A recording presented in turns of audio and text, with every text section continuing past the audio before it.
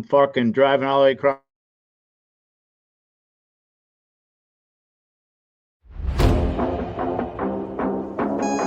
All systems go.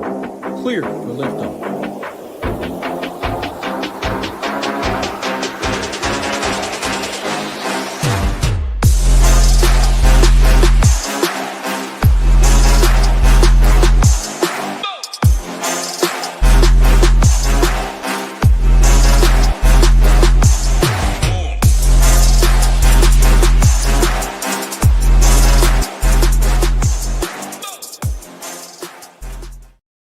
What's going on, everybody? Welcome to the MLB show here at Ship It Nation.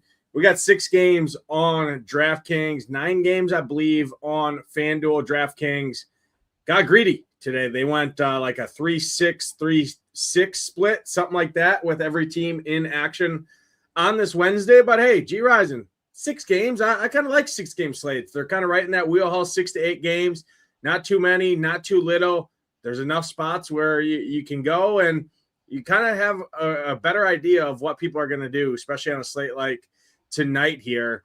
So I like these 6-game slates. We'll navigate it the best we can. I know over there in FanDuel, Chris Sale is going to be a talking point for sure when we talk pitching.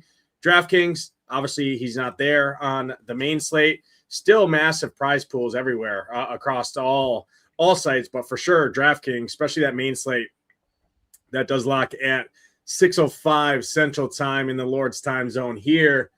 Bring you in, man. How's your week so far? How's your Wednesday going? Glad to be back like we are each and every Tuesday and Wednesday here breaking down baseball. But what's up, brother? Happy Wednesday. Yeah, having a good time today. Had to work and drive all across the damn state and then, get back and prepare for a little baseball, have some fun tonight. Like you mentioned, 6 games, 9 on FanDuel. Too bad we don't get Chris Sale over here on DK, but hey, that's all right.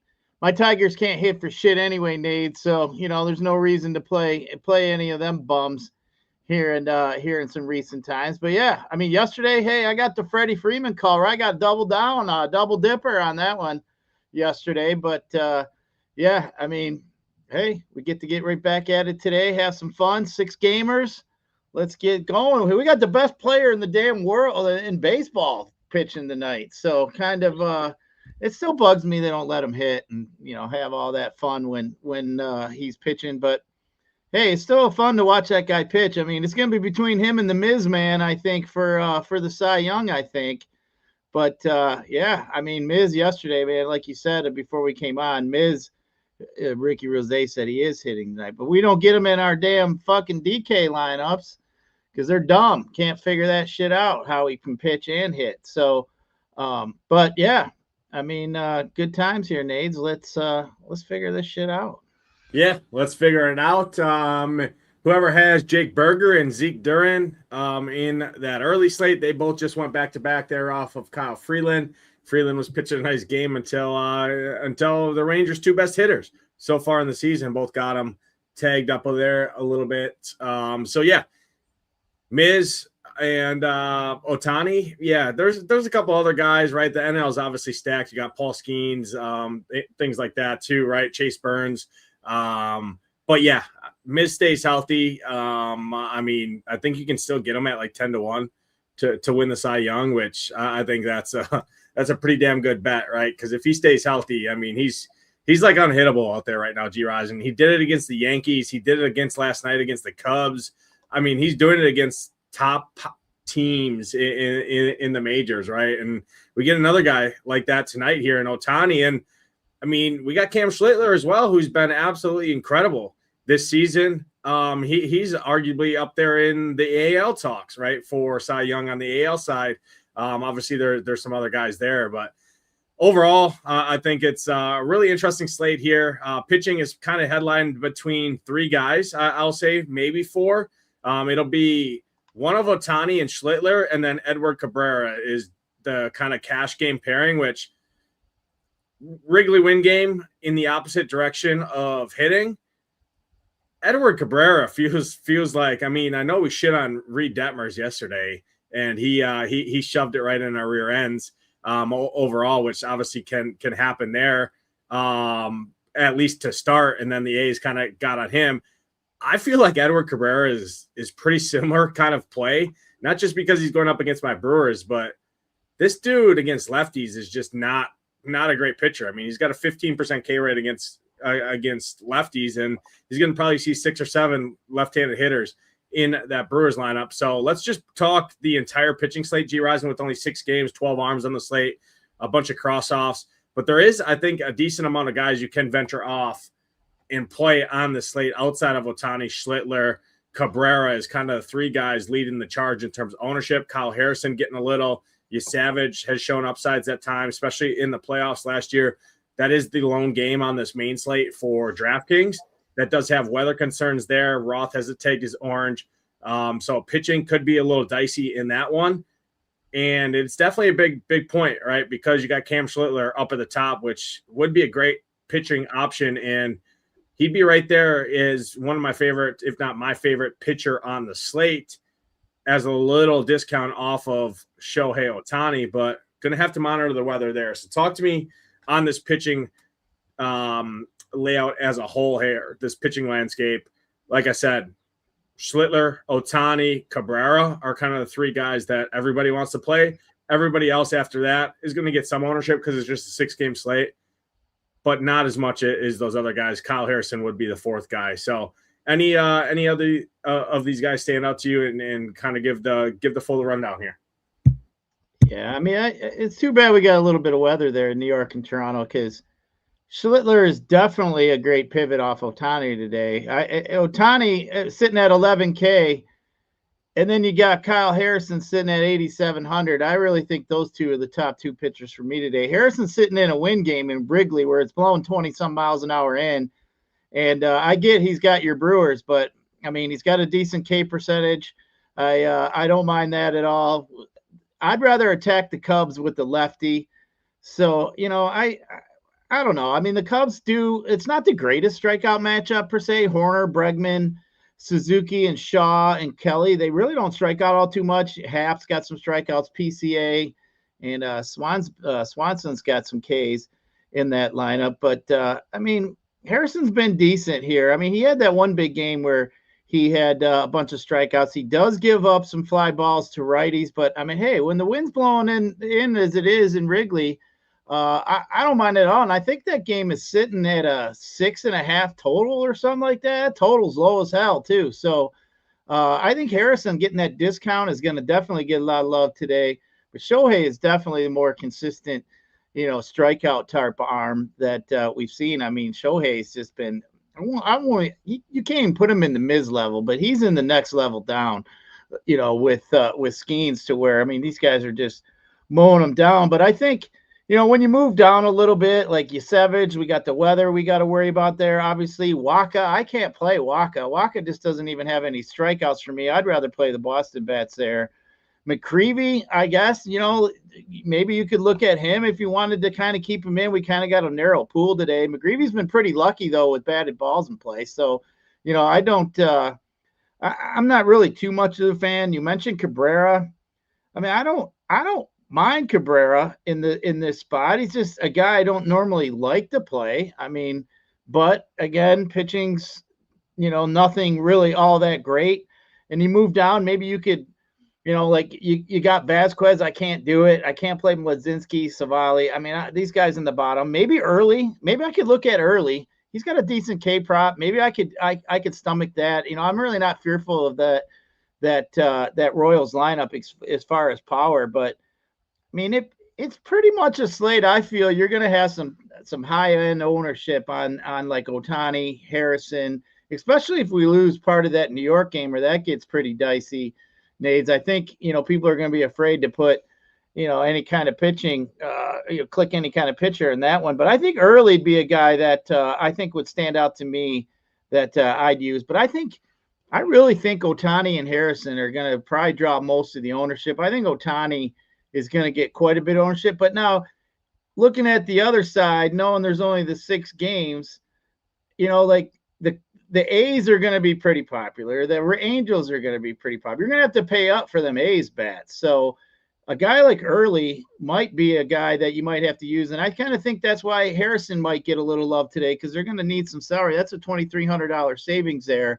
And I'm not saying I feel better about Harrison's opportunity, but I just think Ohtani's far and above that. So, but I still think at 8,700, that $2,300 discount, I think that's definitely in play. But pitching's a little thin today, Nades. Obviously, with 6 games, there's just a few guys I don't even really want to take a chance on. And then if we end up having any trouble, we're really almost down to 5 games if we lose that Yankee-Toronto game. So, but man, Ohtani stands out far and above everybody else today. I think he'll be pretty popular. And then I think it'll probably get mixed in with the other guys. But, I think early for me is the guy that I would use probably the most as my SP2. Yeah, no, I agree with most of what you said there. I'll start with Ohtani, SP1 on the slate. If you can't afford him, I like Kyle Harrison a ton. There's like 10, 12 mile an hour sustained winds blowing in Wrigley, gust upwards of 20 plus.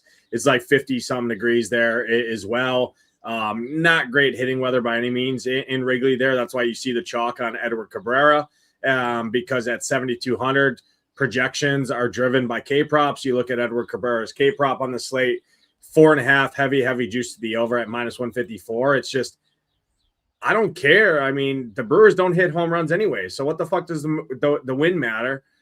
You still want strikeouts. The Brewers just don't strike out, right? So I get it.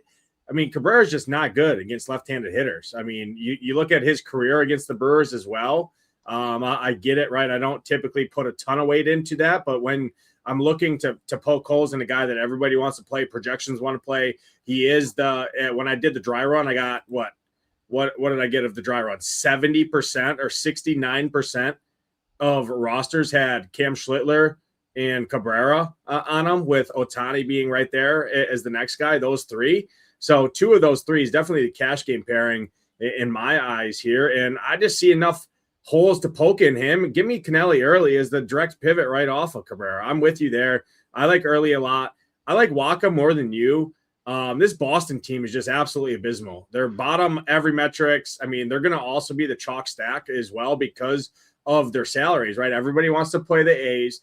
Everybody wants to play the Angels. Well, the A's bats you want to play, Nick Kurtz, best bat play on the slate. He's expensive, right?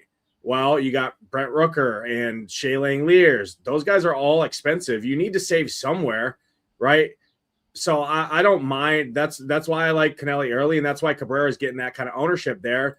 But Wacha, I mean, 8K leverages off the Boston value bats because as a stack, they're free. They hit a little bit last night, but all their damage was done off Jarren Duran, his bat, right? Outside of that, I mean, the team was ass. So I think Wacha is interesting. You look at the props, 4.5K prop. His outs prop is sitting at 17.5. Heavy juice to the over there. So they're expecting him to go 6 innings here. If he can go 6 innings at 8K, yeah, he's going to get ownership, but he's going to be a fraction of the ownership of Cabrera for $800 more. He's going to be probably lower owned than Kyle Harrison for $700 cheaper. I mean, he's kind of sandwiched right between all of the arms everybody wants to play in Schlittler, Ohtani, Cabrera, and Kyle Harrison. So I like both pitchers, and I think an interesting route to go is pair both pitchers up in that Boston KC game.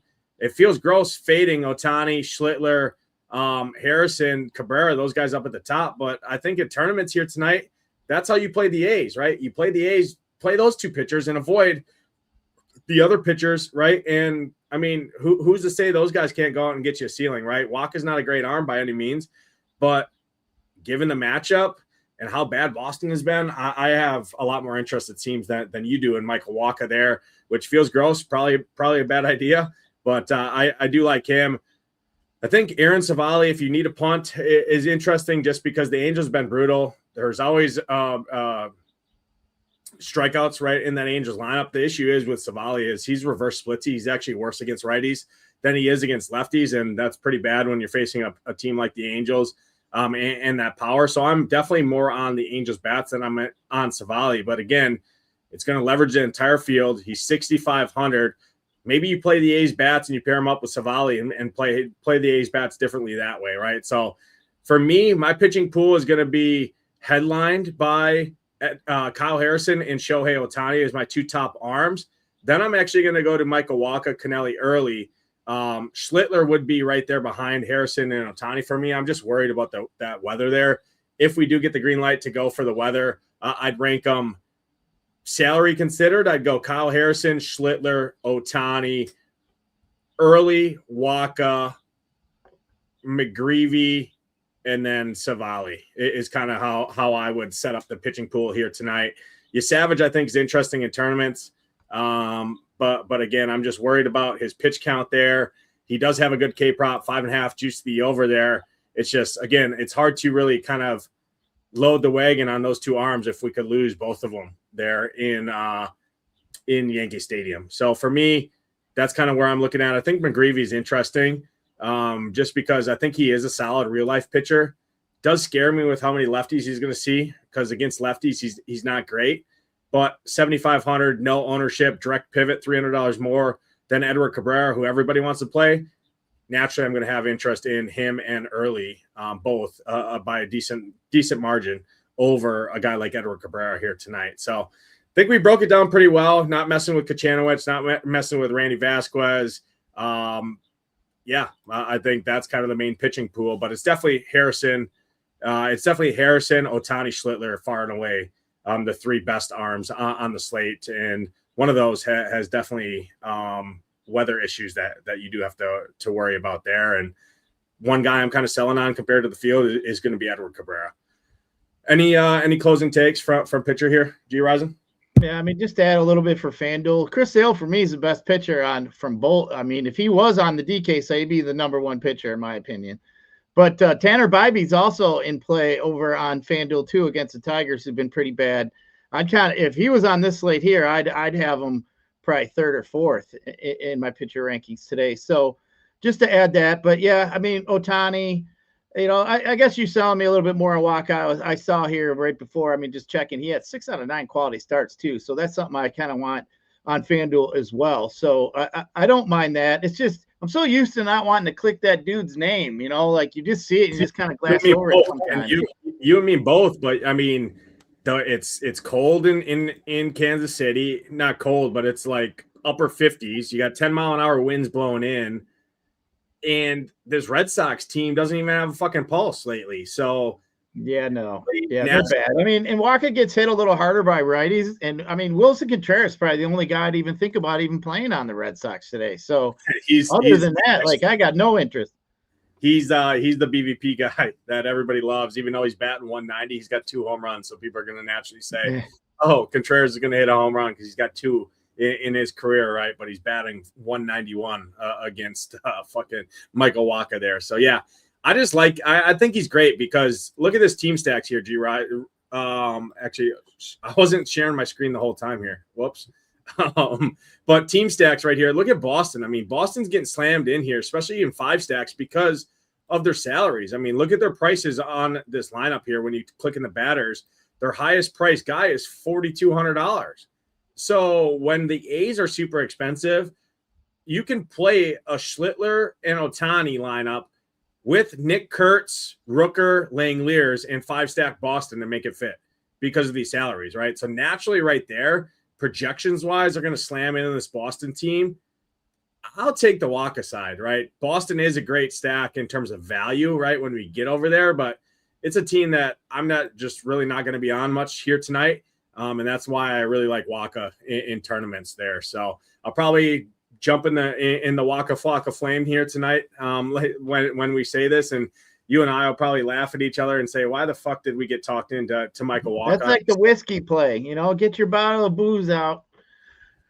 Yeah, I mean, there you go. Whiskey play of the day, Michael Wacha, right? Bring it back here. But yeah, I do think he's really interesting in tournaments just because, I mean, he's going to be a fraction of the ownership of Edward Cabrera, and he's only $800, right? You can find $800 if you just don't play one of the top 2 arms, right? You have all the salary in the world to do what you want there. So I do like him quite a bit. Let's jump over.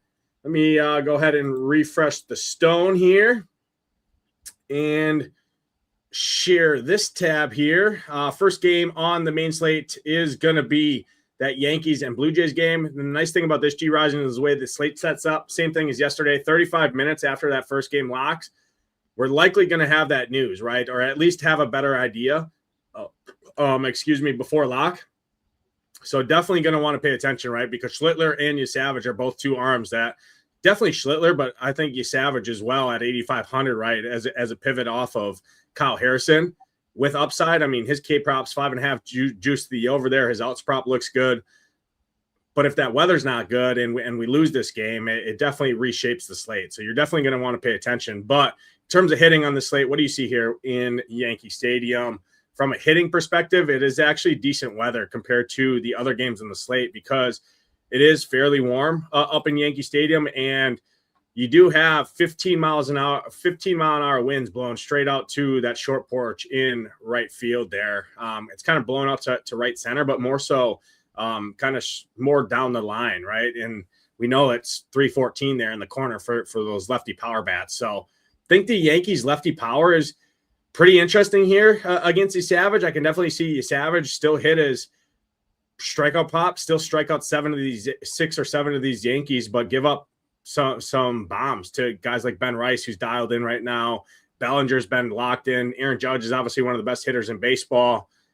McMahon hit a bomb last night. He's still dirt cheap at 2,300 at a weak third base position. I think the Yankees, especially the lefties, make some sense here against Savage if this game does play because of the hitting conditions are outside of Los Angeles, right? Anaheim game, the far and away the best on the slate with some wind blowing to that short porch. What do you see here?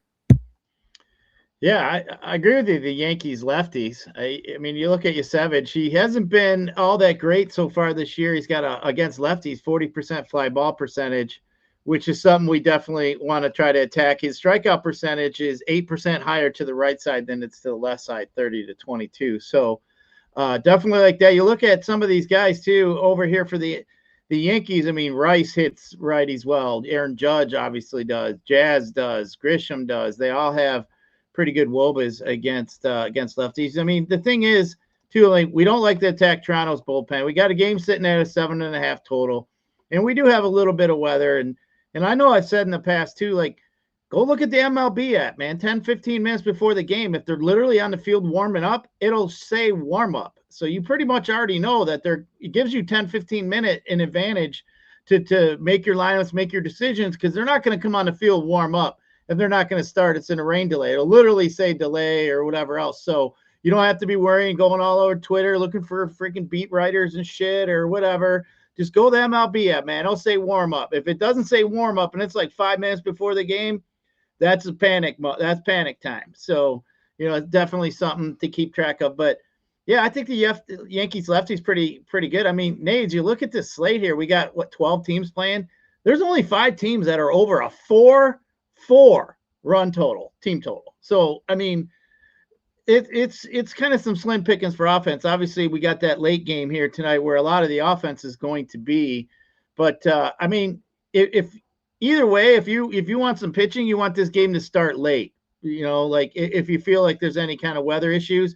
The only problem I have, too, Nate, is we got to remember, too, this is a division game. They see each other a lot throughout the year. So they might be quick to just pull that plug and say screw it. So that's definitely a concern as well. But yeah, I mean, Yankees lefties are in play. I mean, I think if you even maybe just throw in a lineup or two, and if it does play, you may be in a pretty good spot. I don't think anybody's going to play some Yankees today if they're really concerned about the weather. And hey, they're the Yankees. The Yankees and Dodgers. You should, if anytime you get them low owned, you should probably think about playing them. Yeah, the nice thing, too, is Savage gives up fly balls, especially to lefties, and this entire Yankees lineup outside of Spencer Jones hits the ball in the air, like, far and away higher than anybody else in the league. I mean, it's not even close.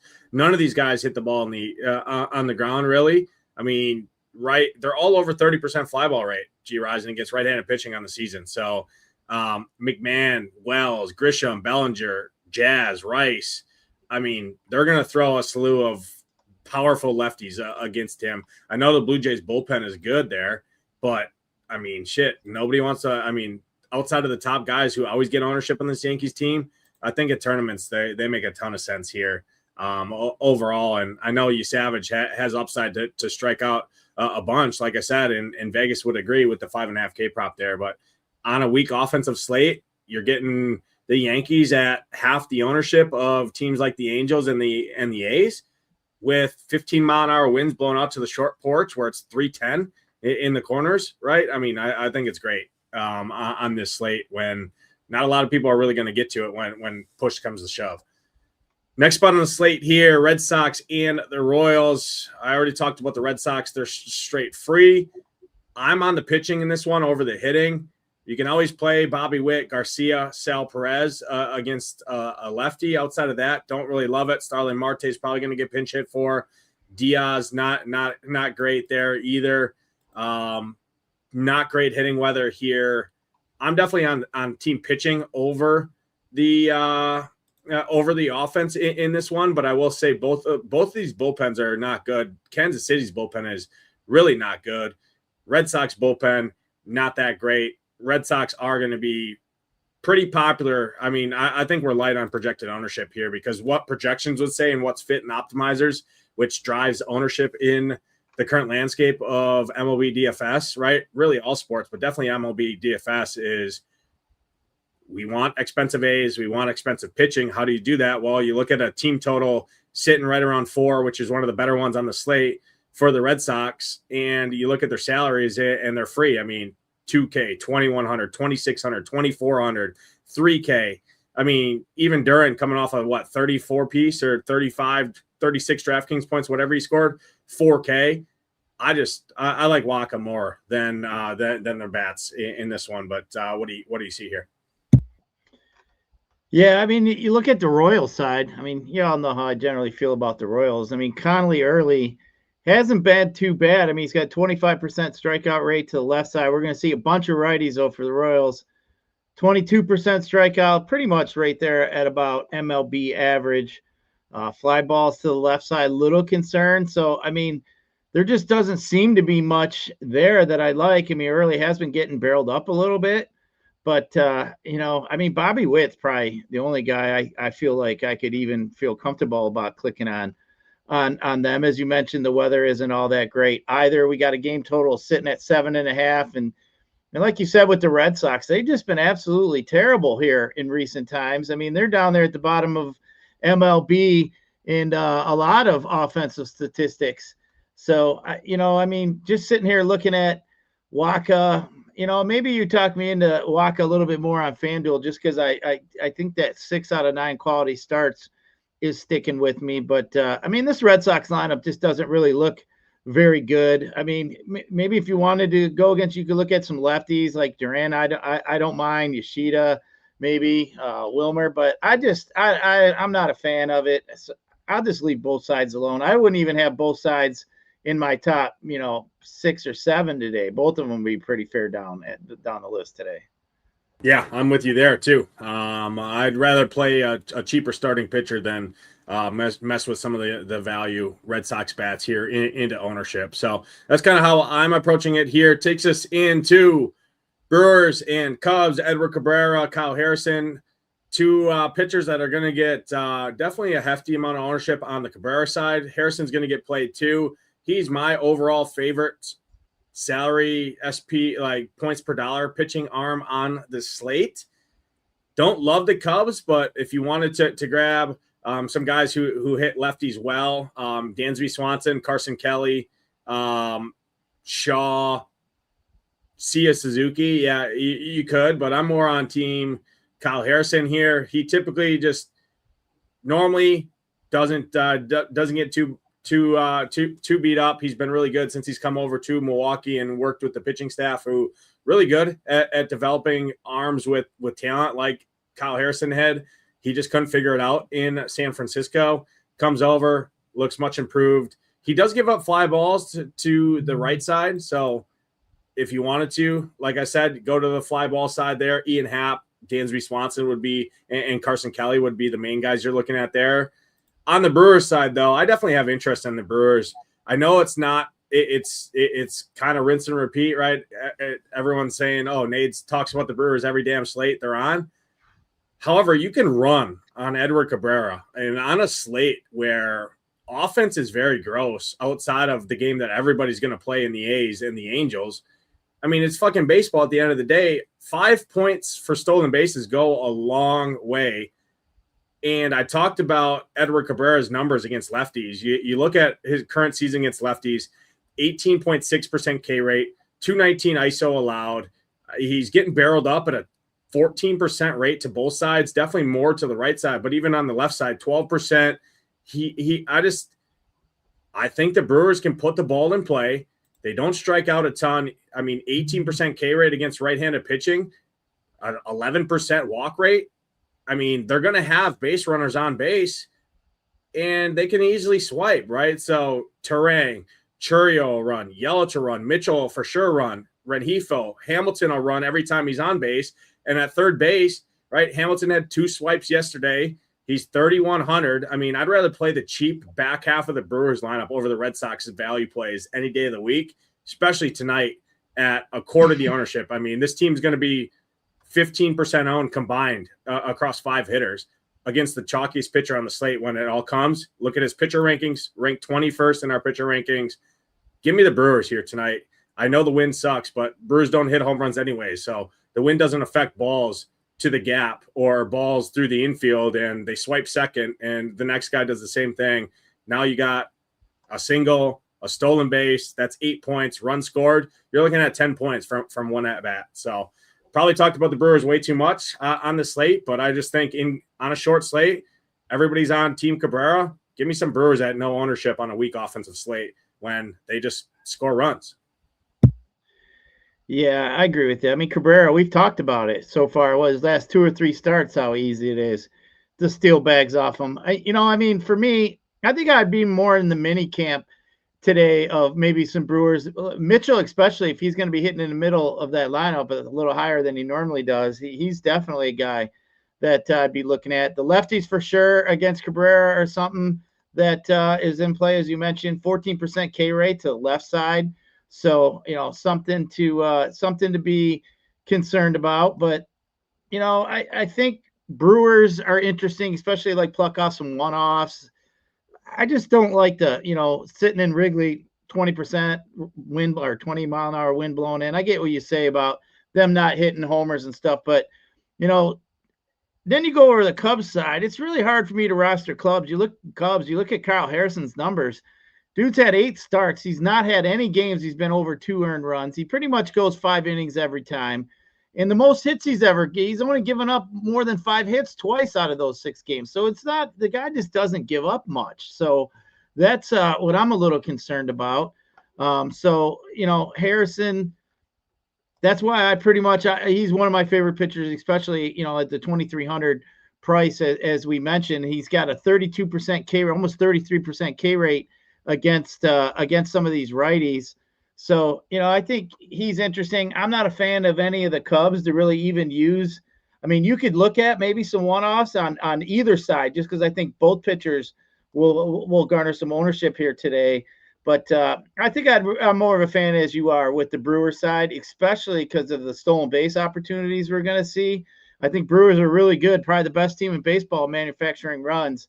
So, I think it's interesting. I just wouldn't go too heavy. And, overall, Nate, this is a slate. Like, we got 6 games. I know we've talked about it in past years to where you don't have to go 5-2 or 5-3. Today may be a different kind of day where you decide to go 3, go 3-2-2, or, mix it up a little bit. And, you don't have to be so heavy. We only got 1 game with a total over 9.5. We got, what I mentioned, like 5 teams over a team total of 4. So it's not like offense. We're seeing a bunch of potential offense here tonight. So, don't be afraid to maybe, just throw in a couple different mini stacks, maybe just throw in some different one-offs, and maybe just throw in 1 stack and then throw in some different one-offs you think are in a good spot. Like, I think today's a day, Nades, you can kind of play with your roster construction a little bit more than on like a big slate, then because it's just more risk for that team to score the 10 or 14 runs or whatever else that's going to get to a top of a tournament. But I think today's the day you can mess around a little bit with your roster construction too, Nades. Yeah, no, definitely a good call out there. And that's kind of why I have so much interest in the Brewers here is just the stolen bases. Edward Cabrera is one of the easiest guys to run on.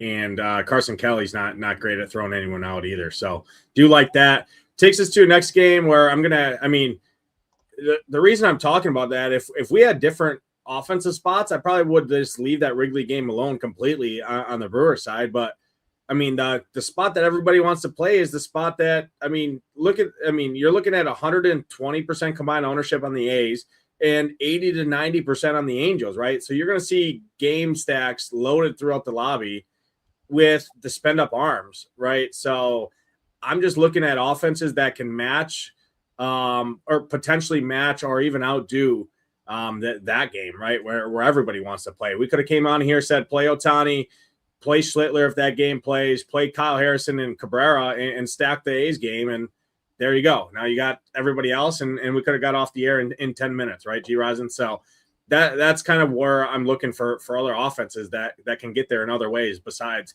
hitting home runs. And like I said, temperatures and weather don't matter that much. If anything, it hurts. I think we beat the drum there too much.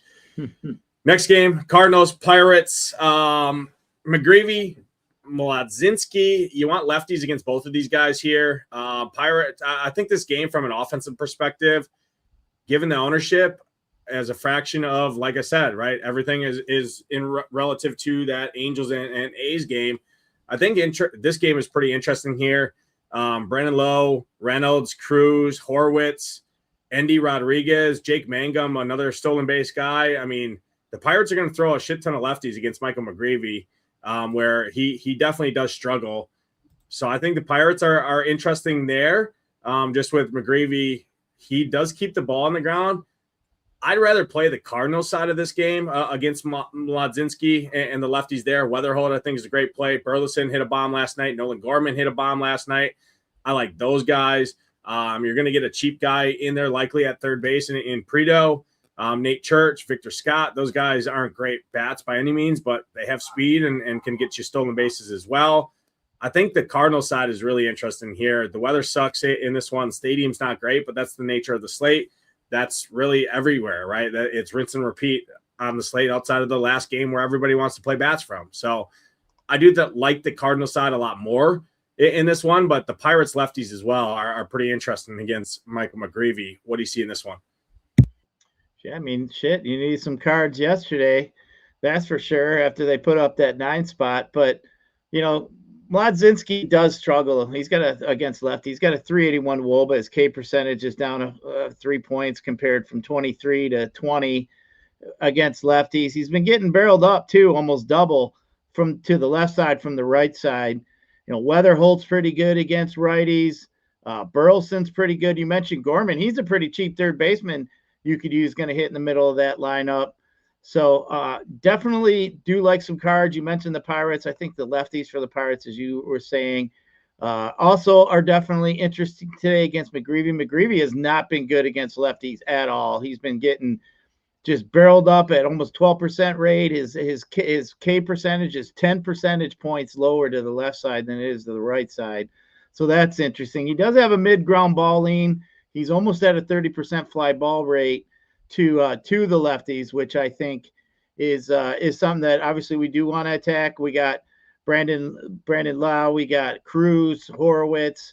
I think are interesting. Those guys up at the top of the lineup. So Brian Reynolds also. So I think the Pirates are interesting. The Cards are interesting. So far of the teams we've all discussed, I'd say that these two probably would rank 1 and 2 so far along the way. I do like them a little bit more than the other games we discussed, but there's a little bit of offense here that we're going to get to in the next few games. But yeah, I think this game's definitely viable for some offense. I think, both sides from the left side, or both teams from the left side, is for me where you want to go. Yeah, and both teams noticed that too with their lineups that they threw out. Cardinals have 6 lefties in there. Obviously, they're never going to sit Jordan Walker or Mason Wynn at shortstop. So those 2 guys are in there regardless, and same thing with Herrera. So they got their 3 everyday starters from the right side, and then all of their lefties that they can throw out there to attack the splits of Mladzinski there. Overall, same thing on the Pirates side. You do have some pinch hit with guys like Spencer Horwitz there. and some of these other guys probably as well, Jake Mangum. But outside of that, I think they're still interesting overall on a really weak offensive slate in general. Next spot on the slate here, Dodgers and the Padres. Dodgers going to get the ownership, but it's nothing going to be crazy. I mean, it's going to be half the ownership of the A's at similar price points. Yeah, it sucks you can't play Ohtani, but it makes the stack cheaper when you're not playing a $6,500 hitter. Mookie's back in this lineup, which packs more of a punch overall. Freddie Freeman finally getting back on the wagon. He listened to the show yesterday and said, Gyiraszin picked me for a home run call. I'm not going to give him one. I'm going to give him two pack there. So he's back finally hitting. Kyle Tucker's not been the best lately, but I mean, Randy Vasquez looks much improved this year. But again, he's still below league average in terms of strikeouts to the left side. Dodgers don't strike out anyways. I know that Padres bullpen is good. I know the park sucks, but you're going to get the Dodgers on a 6-game slate, lower owned than the A's and the Angels as well. They could do it. What do you see here in this one? Yeah, Dodgers are interesting. I mean, on the two sites, I put the Dodgers just right behind the next game we're going to talk about. But I like the Dodgers more than I like the Pirates and the Cards. That's for sure. Even without Shohei, that we can't play in the lineup. I mean, Vasquez has been pretty decent his last couple starts out, I must say. But I mean, it's a different animal when you're messing around with the Dodgers. I mean, Vasquez has been a ground ball type lean pitcher, especially to the right side. But I mean, most of these Dodgers hit the ball up in the air. So definitely like that. I mean, they all have pretty much high fly ball percentages. Mookie Betts 36%, Will Smith's always pretty high, 36%, Pahey 31%. So I mean, they got guys that can get the ball up in the air. So definitely like some Dodgers today. Like I said, I put them third overall. I mean, and two, Vasquez has been getting barreled up by right side at almost 17% nades. That's pretty damn high. So, guys like, Mookie are still in play. Don't leave them out in the Will Smiths, like I said. But yeah, I mean, you can't go wrong with Freddie. We know free money Freddie. When he starts hitting the ball, he's gonna hit the ball and gonna get you. He's just one of them streaky type hitters, and when he gets going, I definitely like him. The other side too with the Padres against Shohei, you think, oh, can I get anything? But the Padres don't even have any. Like, you'd be looking for homers, like one-offs. Somebody get lucky, and like I said yesterday, the best damn hitter in their team don't even have a freaking home run yet. So I can't even consider even trying to jam in maybe a guy or two against. If you didn't want to play Shohei, you logically think, well, maybe I could throw in a guy like maybe Gavin Sheets or something that's cheap, might can run into one, get lucky one time. But yeah, I don't even see it there, Nades. There's nothing that stands out to me that I would even want to consider go home run hunting for. Yeah, no Padres for me. I don't even care about the leverage or anything like that. I don't like the Padres at all. I do like the Dodgers a lot, though. The nice thing, too, Mason Miller threw back-to-back days. I talked about him yesterday.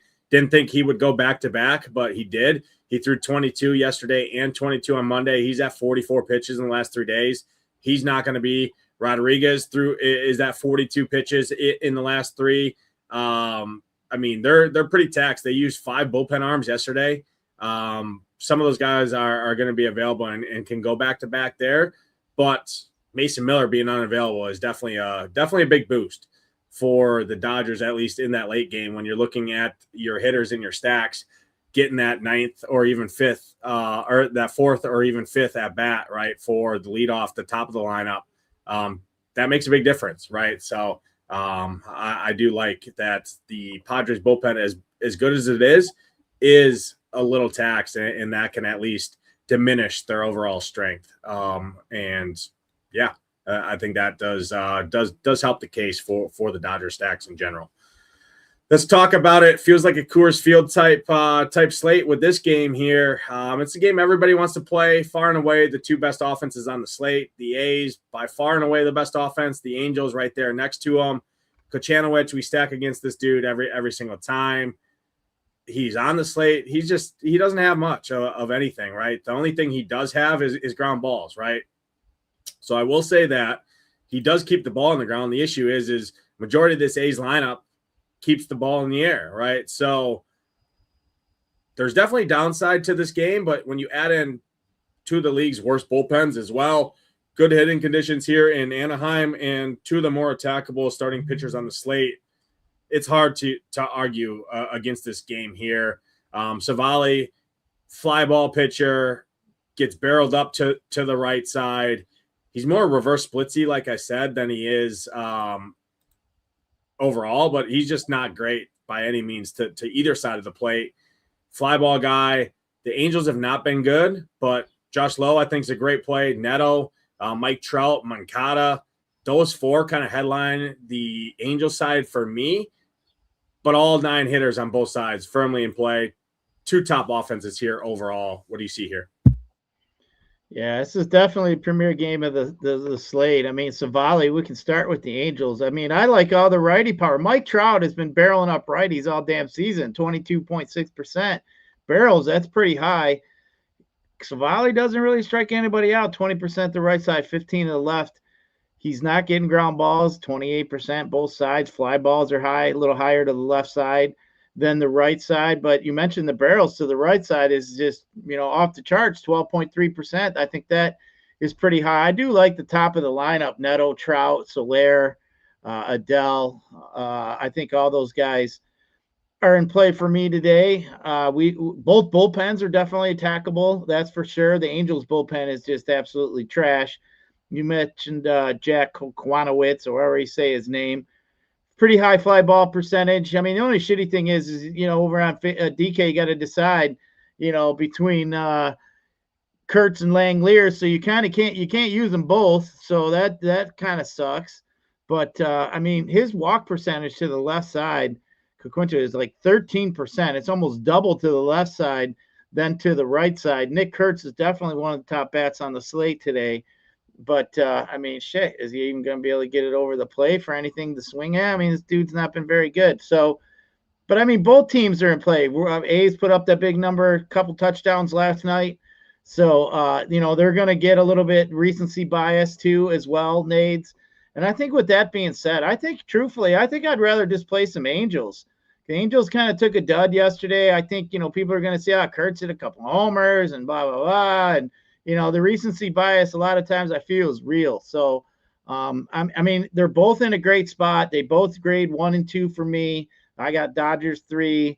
But I mean, if you want to be a little bit different too, Nades, I mean, I don't mind like rolling the bottom of the Athletics lineup isn't all that good, but at least, Gilov's down there, Bolte's down there that you could use. The Angels bottom of the lineup, you could look at like Ohape at catcher. Don't mind that. So, I mean, you got a couple guys, maybe you could use a back end piece and kind of, roll it around and, get back to the top for a stack. But, I mean, there's other ways to be creative with this game. And like I mentioned, A's, I'm kind of like in the camp, like maybe you decide to stack up some A's, you get a little bit lower end pitching. Maybe you go 4 A's and then maybe you look at 2 from another team, 2 from another team, and just kind of mix it in. I think today, Nades, like I said, I'd be more apt and open to and having a different roster construction than just the straightforward, stacking that most times that we end up doing. Yeah, I'm not going to really put too much limitation on the stacks. I'm going to kind of let Saber dictate it. Usually I put like 60% minimum on 5-2 stacks because that's the main stack I like to play. I like 4 3s too, and then 5 3s and 5 1 1. Those are kind of the main stacks that I play on a nightly basis. Tonight, I might see like more 4-2-2s or like 3-2-2s, 3-3, 3-3-2s, stuff like that, right? Where it's just because the offense is overall weak. Now, you can make the counter argument when the offense is like that there's probably going to be a team that busts out and is far and away the team you need. So you're going to want 5 hitters from you're going to want more 5 stacks because that gives you more opportunity to hit the 5 players from that team in your MME portfolio. But I do think this is definitely a slate where I could see a less traditional kind of, you have to stack. get there on this type of slate. So I do like that there. Gyiraszin, that's all 6 games. We talked pitching. We talked hitting. Time for the best part of the show. The recap, I'll call it, the summary, the little nuggets, right? I like posting the nice nuggets in the chat when I'm available in the Discord, when I'm not on Slate Plan, things like that. Your favorite pitching combination, your top 3 stacks, and then a home run call for the people. My favorite pitching combination would be Ohtani and Harrison, but if you can't do that, I think I like early a little bit to mix in with either of those two. That's what I'd look at. The stacks, I mean, it's obvious. Angels, A's, I think are definitely in play. I do like some Dodgers. And like I said, I'm more open to mixing it up with some mini stacks here and there, maybe a couple Brewers, and don't spread them out too far. Get them together in the lineup, like if you're going to do something like that too. So I think that's definitely in play today. In a home run call, I'm going Mike Trout is going to hit a home run with that 22% barrel percentage. So I think Trout today is my man, going to hit me a home run today. All right, Mike Trout, I like that. For me, my favorite pitching combination is going to be Ohtani and Kyle Harrison. But for the sake of the show, I will mention Michael Wacha as well. Talked a lot about him, so I like him too. One of those guys, and him, I think is a nice way to go.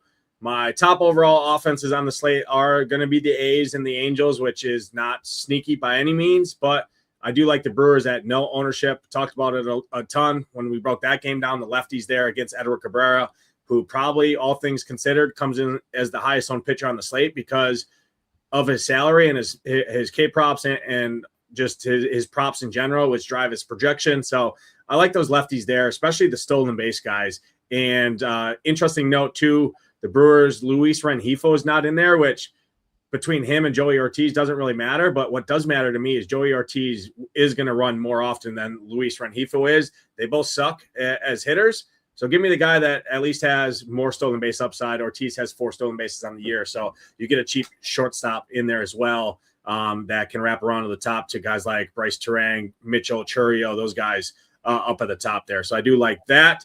And then the other offense I really like is the Dodgers too. Love the Dodgers on the slate. And then St. Louis would be right there as well. It kind of next in line.